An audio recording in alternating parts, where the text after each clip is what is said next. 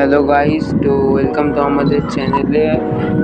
আজকে আমাদের 15 বছরের জন্মদিনের সেলিব্রেশন। তো ভিডিওটা অন করেই বুঝে গেছো। তো আমরা এখন অবধি থাম্বনেলটা পারফেক্ট সেট করতে শিখিনি বলে থাম্বনেলটা ঠিকঠাক আসছে না। থাম্বনেল অবশ্যই ঠিক আসবে। এই যে কড়াইতে নুন দিয়ে প্রিহিট গরম করে নিলাম। এরপর ময়দার মধ্যে বেকিং সোডা আর চিনির গুঁড়ো মিশিয়ে দেবো।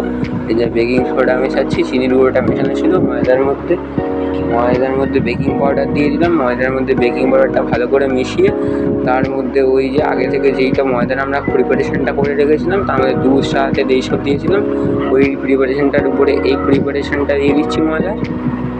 হ্যাঁ, এবার এইটাকে ভালো করে মেখে নিতে হবে। সাদা তেল আমরা ওই আগের যেটার উপরে দিলাম ওই সাদা তেল, দুধ, চিনি সব অ্যাড করা ছিল। তো একটুকুনি আবার দুধ দিয়ে এটাকে মাখা হচ্ছে। তো অবশ্যই এটাকে দুধ দিয়ে ভালো করে মাখার পর আবার একটুখানি দুধ দিচ্ছি। তো দুধটা রুম টেম্পারেচার থাকবে, আর কোনো জিনিসই ঠান্ডা ব্যবহার করা যাবে না। দুধটা দিয়ে যতক্ষণ না একটা গাঢ় কনসিস্টেন্সি তৈরি হবে ততক্ষণ আমাদেরকে ফেটিয়ে যেতে হবে। তো এবার দেখতেই পাচ্ছ আমরা এবার ব্যাটারটাকে ফাটাবো। এবার যতক্ষণ ব্যাটারটা একটা ভালো গাঢ় কনসিস্টেন্সিতে না পৌঁছাবে ততক্ষণ তোমাদের কিন্তু রুম টেম্পারেচার থাকা দুধ ব্যবহার করতে হবে। তো ব্যাটারটাকে যথাসম্ভব ভালোভাবে ফেটিয়ে নেবো। তো এই যে ব্যাটারটাকে ভালো করে ফেটিয়ে নিচ্ছি। তো ব্যাটারটা আর একটু দুধের প্রয়োজন ছিল, তো আর একটু দুধ মিশিয়ে দিলাম। দুধ দিয়ে ভালো করে ফেটিয়ে নিচ্ছি। তো এই যে দুধ দিয়ে ভালো করে ফেটানো প্রায় অলমোস্ট হয়ে এসছে। তো আর একটু ফেটিয়ে নিলাম। এই যে এরকম দেখতে হয় কনসিস্টেন্সিটা।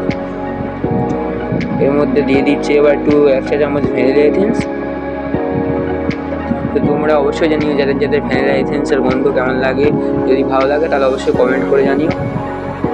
তো এই যে ভ্যানিলা এসেন্স দিয়ে ওটাকে আবার ভালোভাবে মিশিয়ে নিতে হবে যতক্ষণ না ভ্যানিলা এসেন্স ভালোভাবে গুলাচ্ছে। তো ভ্যানিলা এসেন্স মেশানোর পর দেখতেই পাবে এটা ব্রাউনিশ কালার চলে আসবে। তো এই যে দেখতে পাচ্ছ কীরকম গাঢ় একটা কনসিস্টেন্সি হয়ে গেছে। এরপরে আমরা কাজু আর কিশমিশ দিচ্ছি। এটা জলে ভেজানো ছিল না, এটা রোস্ট করাও নয়, এটা ছিল হচ্ছে নর্মাল।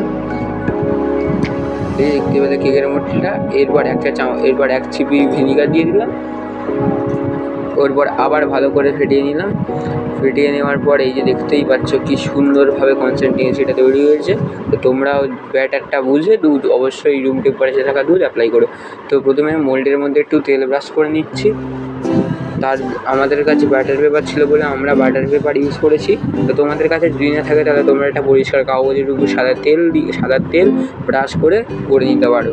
তো এই যে দেখতেই পাচ্ছ বাটার পেপার দেওয়ার পর আমরা কেকটাকে মোল্ডে ঢেলে নিলাম। মোল্ডে ঢেলে নেওয়ার পর তোমরা কিন্তু ট্যাপ করে নেবে। এই যে আমি কিন্তু ট্যাপ করে নিয়েছিলাম। এই ট্যাপ করে নিয়ে এবার কড়াইতে দিয়ে দিলাম। তো কড়াইটা প্রিহিট করা ছিল। তো এই যে কড়াইটা প্রিহিট করার পর কেকটার লুকটা এরকম ছিল। তো অবশ্যই ভিডিওটা কেমন ছিল জানিও। Like and